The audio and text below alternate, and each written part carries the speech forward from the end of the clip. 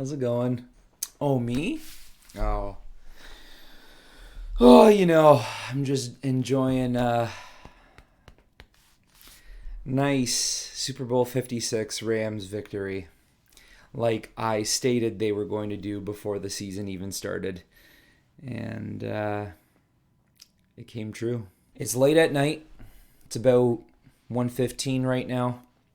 I'm a little hyped up off of all the adrenaline and excitement. Lost a little bit of my voice if you can't tell. Guys, I made a video January 14th of this year about my 2021 NFL playoff predictions. And there was only one game I was wrong about. And that ended up being the Green Bay Packers versus the San Francisco 49ers. I thought the Green Bay Packers were going to be able to handle them, but, we all know what happened there. Regardless, though, at the end of the day, in this video, which I will link in the description below so you can go check out for yourself and see that I'm telling the truth. I had the Los Angeles Rams and the Cincinnati Bengals in Super Bowl 56, and I had the Rams taking it all, as I said they were going to do before the season even started. Now, I will say my prediction was very off because I gotta be honest with you, I did not know how to peg this game. This was a game I was very, very uncertain with. I didn't know if it was going to be a blowout. I didn't know if it was going to be a close game, and I did not know if it was going to be somewhere in between. When I look at the other playoff games the Rams had, the Rams and Cardinals, I had either close game, blowout. I said it was going to be a blowout. It ended up being a blowout. Then you have the Rams, Buccaneers. I said it was either going to be a blowout or a close game. Personally, I did have a blowout.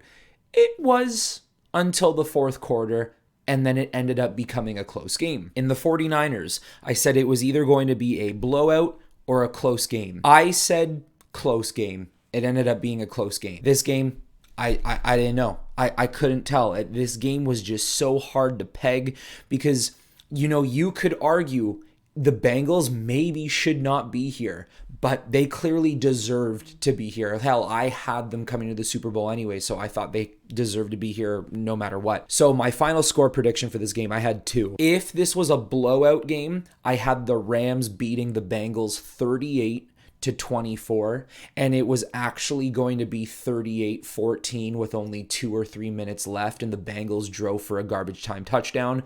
Now, there was obviously a big chunk of me that didn't think it was going to be a close game, but once again, like I said, I was not capable of telling what type of game this was going to be. So then I had a little bit of a closer game where in the fourth quarter, I had 20-19 game, and the Rams were going to come away and win 30-21, something like that. It's something really, really close, but then it kind of pulled away by almost 10 points in the end. That obviously didn't happen. We ended up with a final score of 23-20. In 2 words, guys, ring me.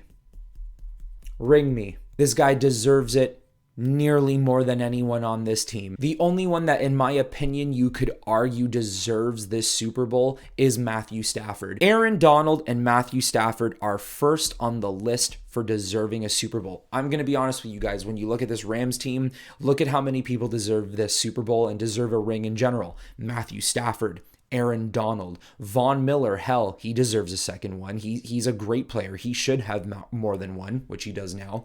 Cooper Kupp, Andrew Whitworth, the guy's 40. He just matched up against the lifelong team he played for, the team who drafted him, and he came out and beat his former team.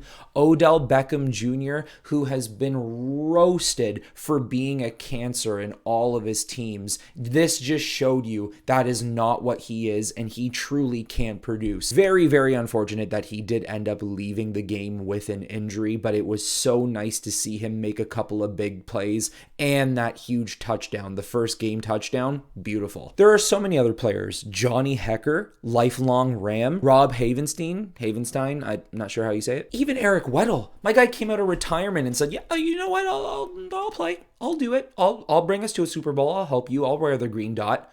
I'll call the plays. I'll do what I got to do, make some big hits, make some big plays. And yeah, he did it, 37 years old, and he still played like he was in his prime. Jalen Ramsey, one of the best corners in the game. And I'll say right now, he definitely did get shown up by Jamar Chase on that one-handed catch. Although, Jalen did stumble, there was not much else he could do. And honestly, that was a pass that not an average receiver could catch. Only Jamar Chase could, because I'm going to be real with you here. Jamar Chase is not your average rookie wide receiver. This guy is making plays that a veteran wide receiver would make. That just goes to show that this kid is ready to play in the NFL and will be ready to be dominant moving forward into the future. Now, if you are a Rams fan like me, Matthew Stafford, let's get it, deserves it. There were some very, very, very questionable plays in the second half of the game. That touchdown to T. Higgins, I don't think so. Face mask on Jalen Ramsey definitely should have been called back. Shouldn't have gone up 17-13, but you know what? Go ahead. Take it. There was also another easily missed flag on the Bengals a couple plays later from there. I can't really remember what it was. But then there was a huge one. It was like a 3rd and 8 play, and I'm pretty sure Van Jefferson had some sort of post route he was doing or some out route. And when Stafford threw him the ball, you could clearly see the defender was pulling his one arm back. He only had one arm to catch the ball, and the ball was too extended far out, so he wasn't going to be able to catch the ball. But the issue there is throw the flag. But I get it. In a sense, this is a Super Bowl. They're going to let these guys play. This is going to be a game where they're going to let certain things slide.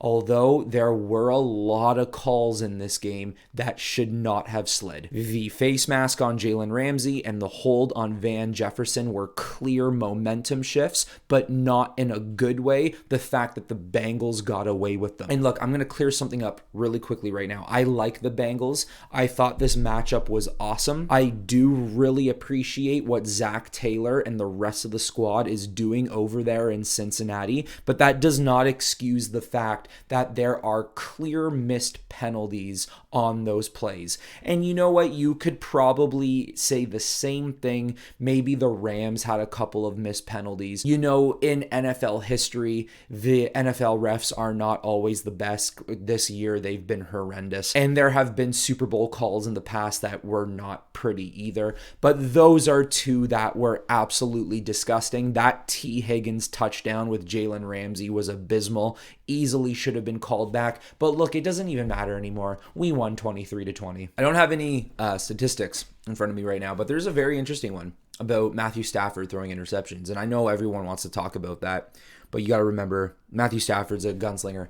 He's going to try things. He's just going to do things. He's going to throw punts every now and then. When he throws a punt, essentially he's just throwing it down the field, going to get an interception from time to time. Okay, it's going to happen. Like I said, I don't have the numbers in front of me, but very interesting. When Matthew Stafford throws a clean game, he ends up being undefeated. I think he's like 10-0 when he throws a clean game. No interceptions, no turnovers. When he throws an interception, I believe he's something like 7 wins and 5 losses. So just slightly above 500. When he throws 2 interceptions or potentially more, I believe he's like 3 wins and 5 losses, 3 wins, 6 losses, or 2 and 5. I'm not exactly sure, but you guys get the point. They are not 500. They are not a winning team when he throws 2 or more. What did he do in tonight's game? He threw 2 interceptions, but the difference with the interceptions tonight, number one was a punt. One was essentially like, look, Van, if you get in the end zone and you catch this, we're good. We're golden. That's a touchdown. If you don't, this is a punt. They got to start at their own 20, and then their own foolish 3rd, 4th stringer player comes out and celebrates with the team, which brings them even farther back. So that worked in our favor. The second interception, 40 seconds into the 3rd quarter, that went off Ben Skoranic's hand, which, by the way, I got to be honest with you, I have high hopes for Ben Skowronek. I think he is going to be pretty good, but God, put some crazy glue on this guy's fingers, because lately, especially in the playoffs, it hasn't been the prettiest. He is obviously one of the reasons that interception happened. Let's not blame that on Stafford. We know whose fault that was. But let's not pretend like we have to hold the offense accountable for everything. This is a championship team. This was designed to be a team that could play in all three phases, that you could play on offense, special teams, and defense. And there's always that old saying that defense wins championships. And honestly, I think they actually did in this game. Once that really bullshit T. Higgins touchdown happened, they couldn't do anything after the fact. Joe Burrow's pocket could not stay clean. He was constantly getting pressured by Donald and Miller and Floyd. He is the most sacked quarterback in NFL history now. I think he was sacked 8 times. That's more than Joe Namath when he played for the Jets. And I'm pretty sure Joe Namath actually ended up winning that Super Bowl too. And what I'm about to do here is not shade on the Bengals, and it's not shade on Joe Burrow or the players. It is shade on the NFL, the media, social media, NFL analysts, and just the NFL fan base in general. The fact that Joe Burrow can walk into games, walk into press conferences, and wear these diamond or gold necklaces, really far left field outfits, wearing like a zebra or white tiger striped suit to the game today, just doing these really interesting, and I'm not saying they're terrible looking, but really interesting looking outfits. And the fact that that makes people bandwagon, and not bandwagon in a sense of like, you know, this team has what it takes, but bandwagon in the sense of, oh, he's so cool. Ooh, Joe Burr. Ooh, Joe Shiesty. Yeah, Bengals by 4 touchdowns. Bengals by 3. I could not believe the deriding this guy and this team was getting simply just because of the clothes he wore, just because of how he presented himself. And it's fair. Joe Burrow is a marketable guy. He is easily loved, and I like him too. I do. It's just the disgusting nature of the bandwagoning. Also the fact that people all of a sudden forgot about all the attributes the Rams have and all of the flaws the Bengals have. The Bengals secondary, not the prettiest. Yeah, they got away with 2 interceptions, but like I said, one was a punt and one was basically given to them by Ben Skoranek. So their secondary, not the prettiest. Their offensive line, horrendous. But people chose to forget that. They chose to forget that because of how cool Joe Burrow dressed in these gray puffer jackets and black turtlenecks. This is once again no shade to Cincinnati or Joe Burrow or its organization. This is shade to the NFL, social media, and these really stupid fan bases who just jump on bandwagons because of how people dress in press conferences or game arrivals. It's like all of a sudden people started seeing how Joe Burrow dressed and they forgot that the Los Angeles Rams on their defense had Aaron Donald, Von Miller, Leonard Floyd, Jalen Ramsey, Eric Weddle, and the list really does go on. It's like people just chose to forget that. And that's fine. Forget it all you want, because now you'll remember who won Super Bowl 56. Cooper Kupp, Super Bowl MVP. You could argue Aaron Donald could have won it too,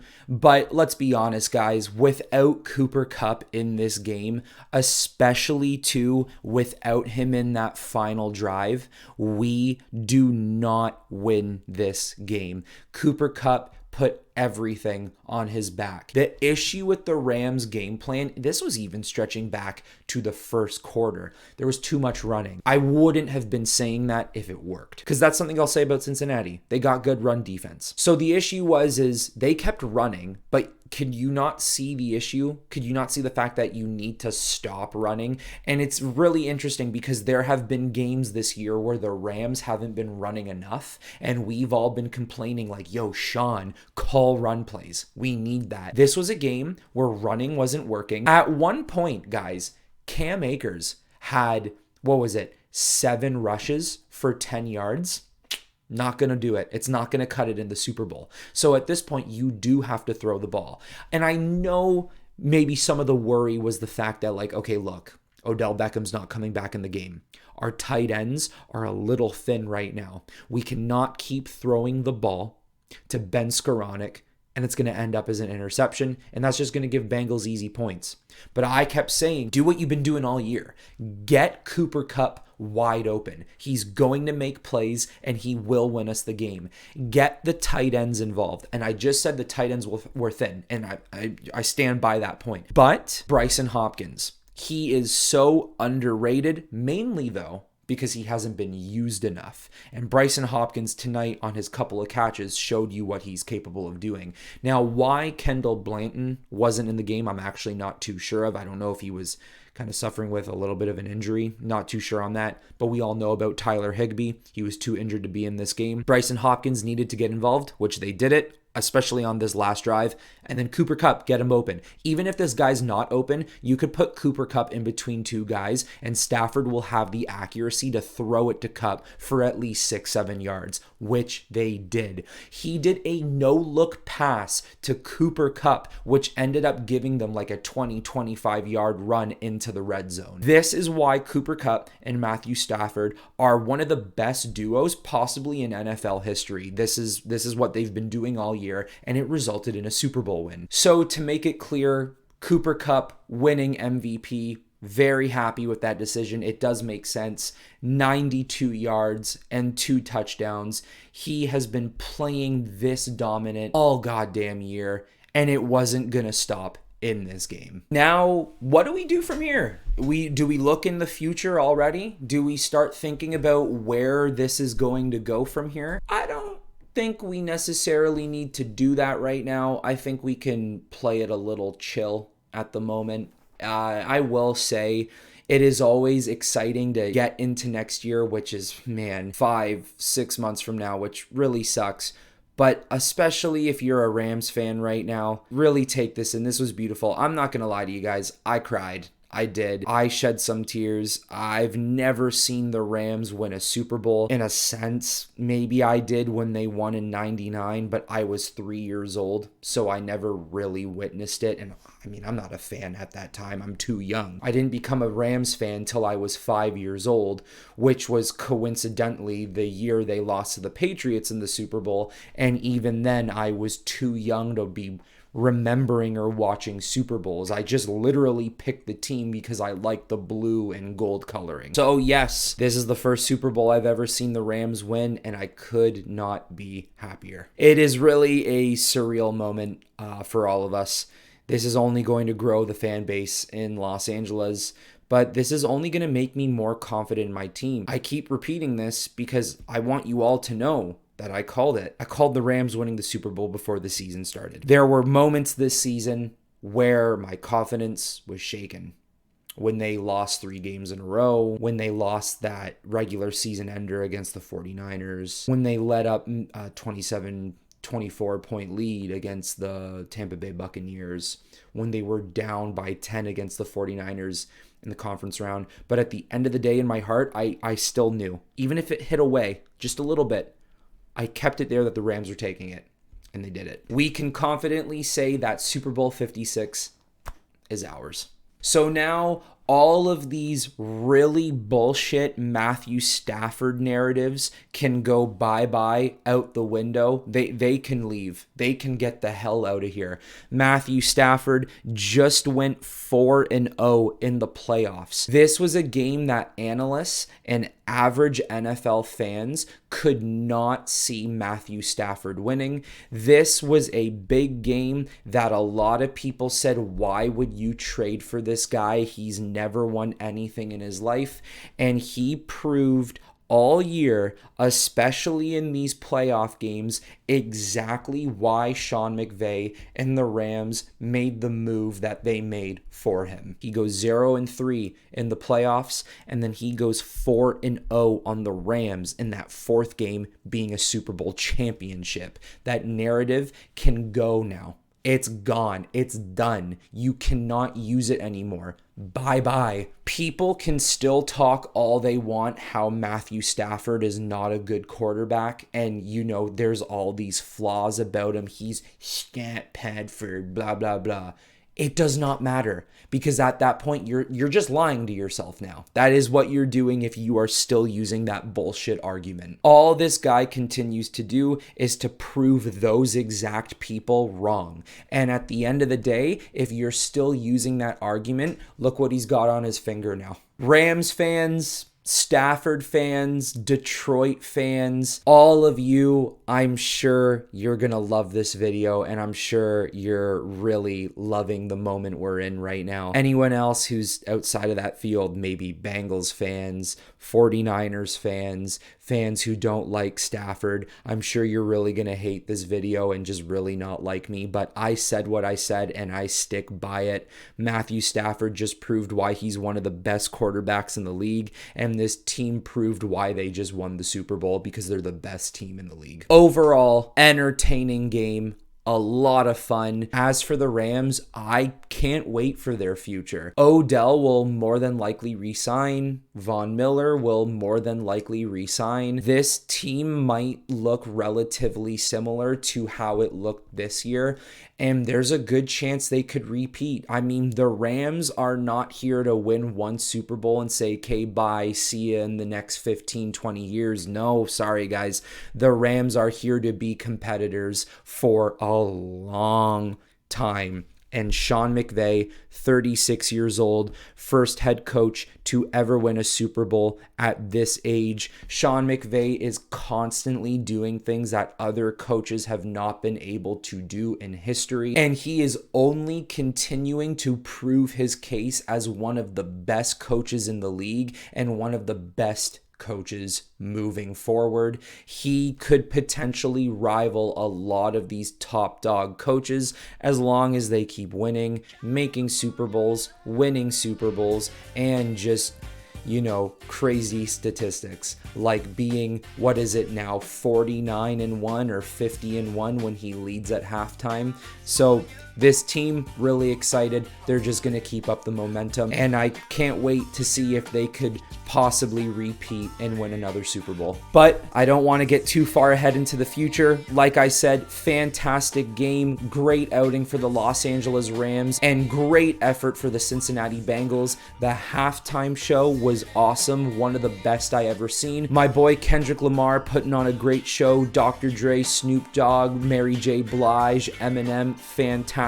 Had a huge group of people over tonight. If you guys do watch my podcast or have any interest in watching my podcast, my co-host Jordan, me and him are huge Rams fans. You guys should have seen us tonight. It was a ton of fun, and I'm just so glad we could see the Los Angeles Rams as Super Bowl 56 champions. But anyways, everyone, that is it for this video. Just wanted to talk about the game for a little bit and wanted to voice my excitement and how appreciative I am of being able to see this in action. So until next time, everyone, I will talk to you all very soon. And whose house? Rams house, baby. Let's go. Yeah.